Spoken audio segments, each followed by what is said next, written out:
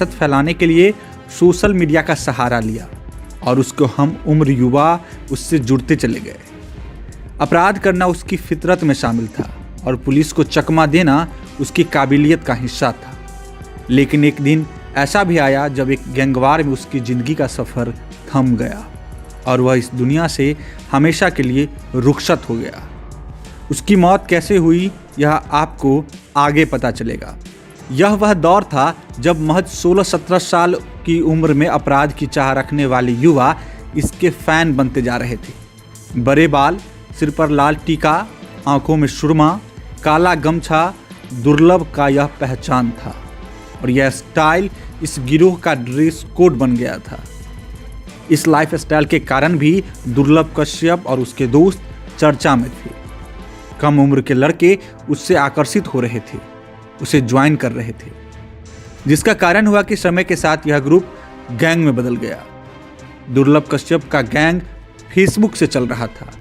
ऐसे में फेसबुक पर इन सब का स्टेटस होता था कि कोई कुख्यात बदमाश, हत्यारा और अपराधी है, कोई सा भी विवाद हो, कैसा भी विवाद हो तो हमसे संपर्क करें। इसी के साथ इन लोगों की प्रोफाइल पर हथियारों के साथ पोस्ट, धमकाने और दहशत फैलाने वाली पोस्ट भी डाली जाती थी। अपराध की दुनिया में कदम रखने वाले गैंग के सदस्यों का ड्रेस कोड निर्धारित हो चुका था। सभी लोग बड़े बड़े बाल, माथे पर गोल टीका लगाते थे, आंखों में काजल, गले में ब्लैक कलर का कपड़ा डालते थे। हालांकि इस गैंग के सदस्य हर तरह का नशा भी करते थे, लेकिन नियम था कि अपराध करते समय कोई भी किसी प्रकार का नशा नहीं करेगा। यह समय था अक्टूबर 2018 का, जब दुर्लभ कश्यप ने फेसबुक पर एक पोस्ट डालकर दहशतगर्दी फैलानी शुरू कर दी थी। उसी समय इस गैंग के 23 सदस्यों को गिरफ्तार किया गया था, जो कि नई उम्र के थे। उनमें से कुछ नाबालिग भी थे। इन पर गुंडागर्दी, मारपीट, लोगों को डराने के मामले में केस दर्ज किया गया था, जेल भी भेजा गया था। शुरुआती दौर में दुर्लभ कश्यप के गैंग ने सोशल मीडिया के माध्यम से अपने अपराध का कारोबार को बड़ा करने की कोशिश की। फेसबुक पर पोस्ट कर लोगों से पैसे की वसूली, लूटमार, रंगदारी करवाने के लिए दुर्लभ गैंग के सदस्य बाकायदा अपना नंबर पोस्ट करते थे और फेसबुक से काम उठाते, फिर घटना को अंजाम देते थे। दुर्लभ कश्यप के गैंग की दहशतगर्दी का कारोबार तेज रफ्तार के साथ बढ़ रहा था। दुर्लभ ने फेसबुक पर आपराधिक पोस्ट डालकर लोगों में भय पैदा कर दिया था। यह गिरोह रात में गाड़ियों के कांच फोड़ने से लेकर लोगों से रंगदारी तक कर रहा था, जिसके बारे में उज्जैन के तत्कालीन एसपी सचिन अतुलकर को इस गैंग के बारे में खबर मिली। पुलिस ने अक्टूबर 2018 में दुर्लभ गैंग के 23 सदस्यों को एक साथ पकड़ा, जो कि नई उम्र के थे। इनमें से कुछ नाबालिग भी थे।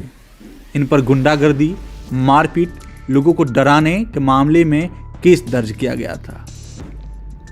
दुर्लभ गैंग के कारनामों की फहरिस्त इतनी लंबी थी कि तत्कालीन एसपी सचिन अतुलकर ने दुर्लभ की गैंग हिस्ट्री शीट भी बनवाई थी।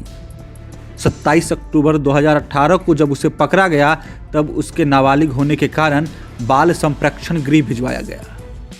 एज वेरिफिकेशन के बाद किशोर न्याय बोर्ड ने उसे 24 अप्रैल 2019 को इंदौर स्थानांतरित कर दिया। इसी बीच दुर्लभ कश्यप बालिग हुआ, यानी उसकी उम्र बढ़कर 18 हो गई। पुलिस ने दोबारा कार्रवाई की, जिसके बाद वह पुलिस के डर से 1 साल से अधिक समय तक भैरवगढ़ जेल में रहा। इसी बीच एक ऐसा भी वाकया प्रकाश में आया जिसमें दुर्लभ की गैंग की गिरफ्तारी करने वाले तत्कालीन एसपी सचिन अतुलकर ने जेल का दौरा किया, तो उनकी मुलाकात दुर्लभ कश्यप से हुई। इस दौरान एसपी सचिन अतुलकर ने दुर्लभ कश्यप से कहा कि तू जेल में ही सुरक्षित है, उम्र से ज्यादा दुश्मनी पाल ली है तुमने, बाहर निकलेगा तो कोई ना कोई जरूर मार देगा। जिसके कारण दुर्लभ ने डर से 1 साल तक जमानत नहीं करवाई, लेकिन आगे चलकर एसपी सचिन अतुलकर की बातें सच साबित हो गई। इसी बीच 24 जनवरी 2020 को तुलसी नगर निवासी भाजपा नेता राजेश बोराना के 20 वर्षीय बेटे स्वप्नेश बोराना को दुर्लभ गैंग के सदस्य शानू और रोशन ने बाइक पर बैठाकर अपहरण कर लिया। आरोपियों को शंका थी कि स्वप्नेश उनकी मुखबरी करता है।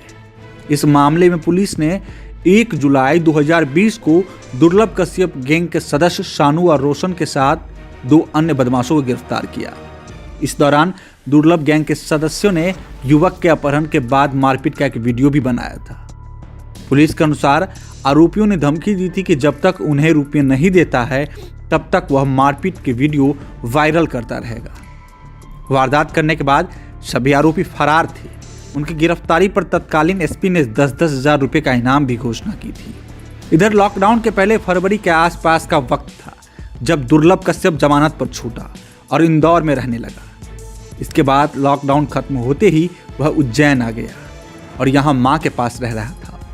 दुर्लभ की माँ सरकारी स्कूल में शिक्षिका हैं। इसी बीच दोस्तों के साथ वापस रात में पार्टी और घूमना दुर्लभ कश्यप ने शुरू कर दिया।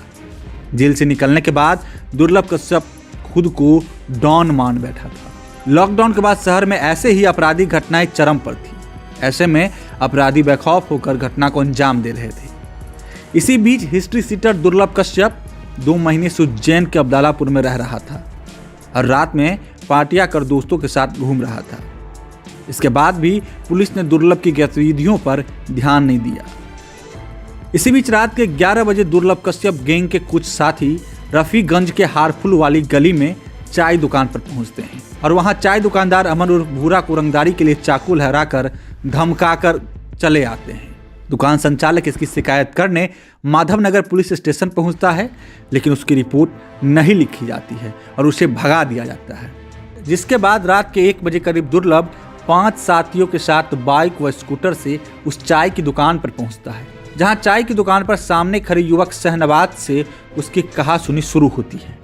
इसी बीच दुर्लभ शहनवाज को कट्टे से गोली मार देता है, जो शहनवाज की गर्दन पर लगती है और शहनवाज वहीं गिर जाता है। जिसके बाद शहनवाज के साथियों ने दुर्लभ को घेर कर उस पर हमला कर दिया। दुर्लभ पर चाकू से 34 वार किए गए। गैंगवार में कमजोर पड़ता देख दुर्लभ के साथ आए उसके दोस्त दुर्लभ को वहीं मौके पर छोड़ भाग गए, जिसका परिणाम हुआ कि अपराध की दुनिया में नाम कमाने की चाहत लिए 7 सितंबर 2020 को गैंगवार में 20 साल की उम्र में हिस्ट्री सीटर दुर्लभ कश्यप की चाकुओं से गोदकर हत्या कर दी गई। इस वक्त तक दुर्लभ पर 8 से 9 गंभीर आपराधिक मुकदमे दर्ज हो चुके थे। दुर्लभ की हत्या के बाद मामले में कई लोगों की गिरफ्तारी हुई। चाय की दुकान संचालित करने वाले अमन उर्फ भूरा पुलिस का मुख्य चश्मदीद बना। उसकी रिपोर्ट पर दुर्लभ, राजदीप, अमित सोनी, अभिषेक शर्मा समेत एक अन्य के खिलाफ हत्या के प्रयास समेत अन्य धाराओं में मुकदमे दर्ज किए गए। वहीं दुर्लभ के साथी अभिषेक शर्मा की रिपोर्ट पर जीवाजीगंज पुलिस ने घायल शहनवाज, शादाब, हिस्ट्री सीटर रमीज, राजा व भूरा के खिलाफ हत्या की धारा में केस दर्ज किया। अभिषेक ने बताया कि घटना के दिन दुर्लभ के घर दाल बाटी खाने के बाद रात 1:30 बजे करीब वह सिगरेट व चाय पीने दुकान पर गया था। यहाँ शहनवाज और शाबाद से किसी बात पर दुर्लभ का झगड़ा हो गया। इसी दौरान सभी मिलकर दुर्लभ को चाकू मारने लगे। अभिषेक ने पुलिस को यह भी बताया कि चाय वाला भूरा चिल्लाकर यह कह रहा था कि शादाब भाई, इसे जान से मार दो, इसे खत्म कर दो। इधर पुलिस की पड़ताल चलती रही। मामले में कई लोगों की गिरफ्तारी